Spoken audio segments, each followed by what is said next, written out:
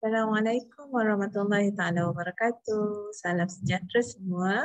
Okey, hari ini kita tengok pada bab baru keelektrikan dan kemagnetan. So, praktis pengukuran soalan kebat kita masih dalam modul yang sama.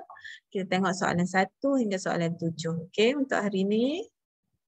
Okey, so semoga hari ini Allah memudahkan setiap urusan, melapangkan hati kita supaya kita dapat terima ilmu, kita dapat terima nasihat dengan baik dan setiap langkah kita dalam kebaikan dan mendapat pahala. Okey, kita teruskan dengan doa.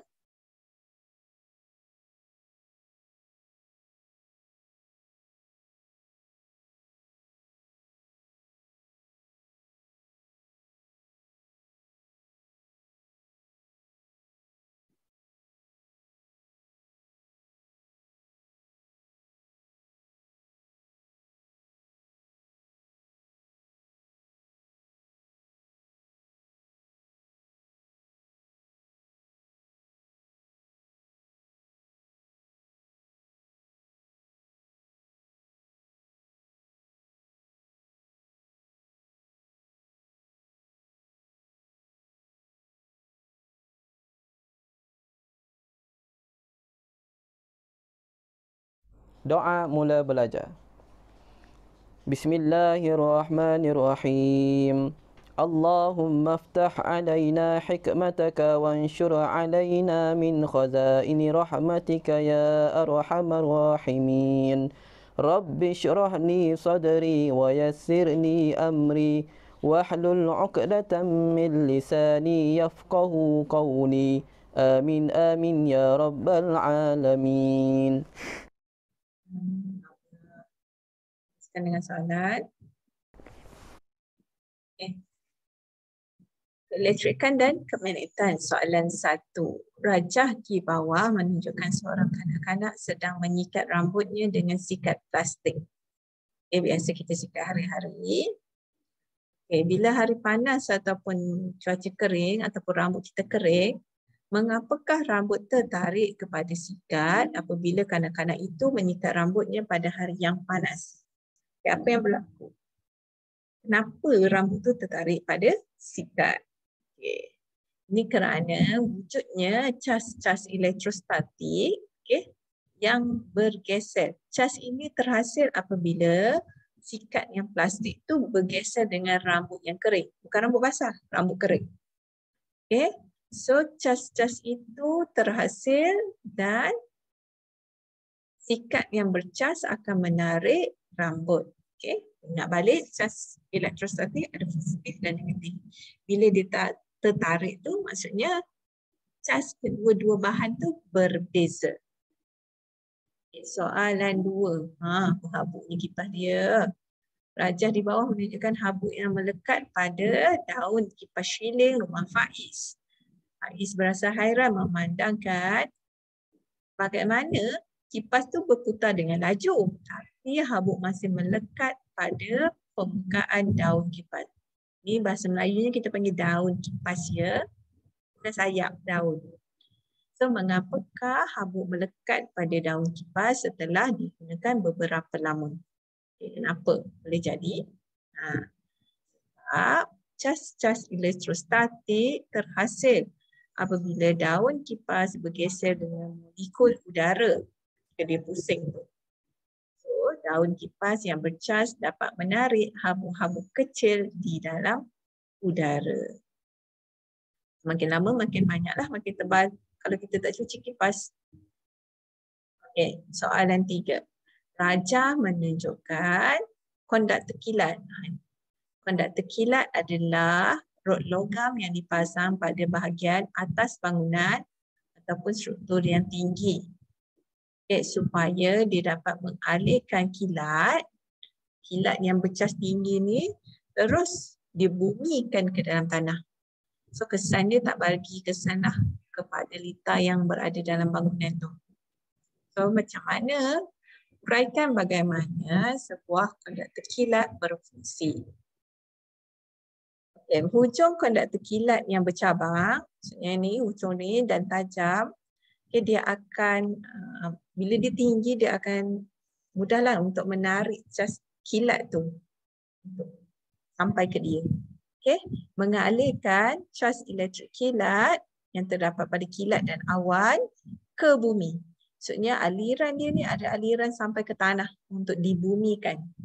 So hujung satu lagi, konduktor kilat ditanam di dalam tanah untuk mengalihkan cas elektrik ke bumi. Fungsi dia untuk tidak merosakkan bangunan. Okay, kalau bangunan tu tak pasang dengan pengalih kilat, sebab bangunan tu tinggi, so kilat masih boleh menyambar. So kesan dia bila dia sambar dekat, dia akan mengganggulah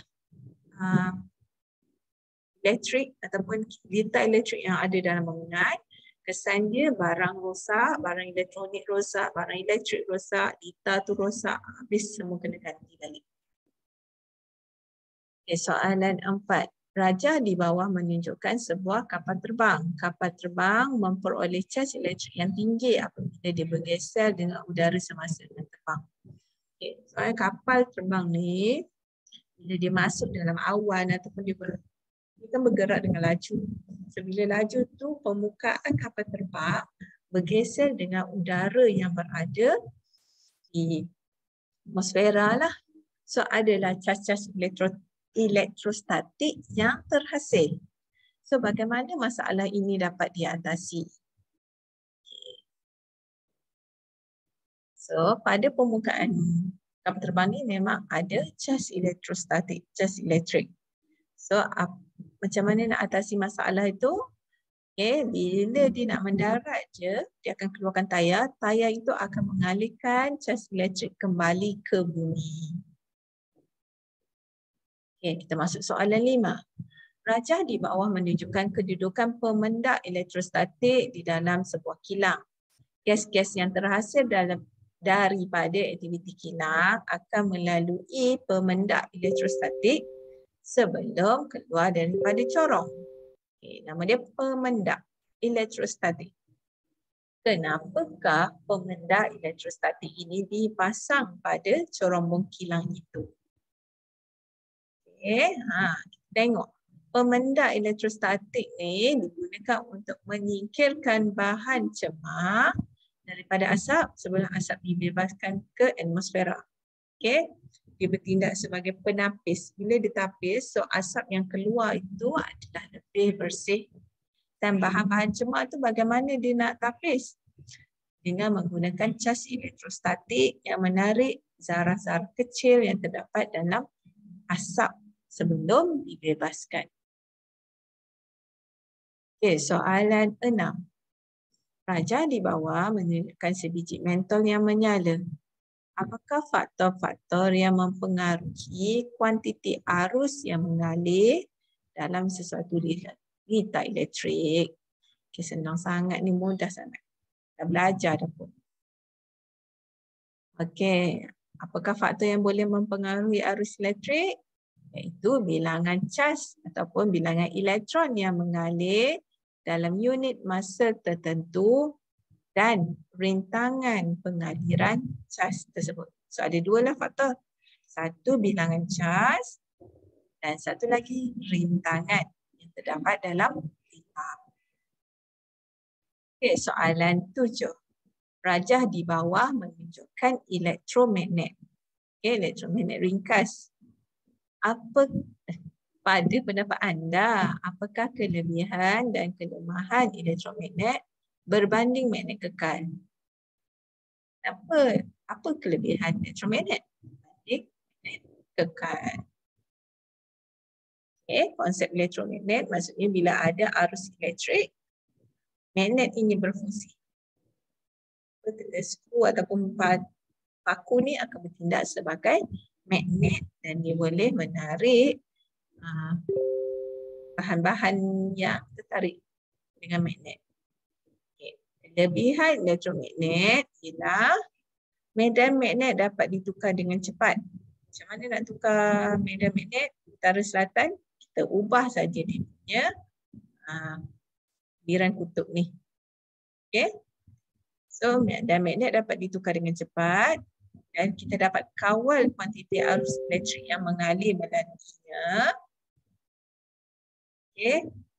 Berbeza dengan magnet kekal, magnet bar, dia tidak memerlukan kuasa, tapi elektromagnet dia memerlukan arus elektrik yang berterusan supaya dapat kekalkan medan magnet. Untuk dia jadi magnet, dia perlukan arus elektrik. Okay, sahaja daripada teacher. Bismillahirrahmanirrahim. Wal-'asr. Innal insana lafi khusr. Illa alladhina amanu wa 'amilus salihati wa tawasaw bil haqqi wa tawasaw bis sabr. Itu saja untuk hari ini. Kita jumpa lagi pada masa akan datang. Assalamualaikum. Bye.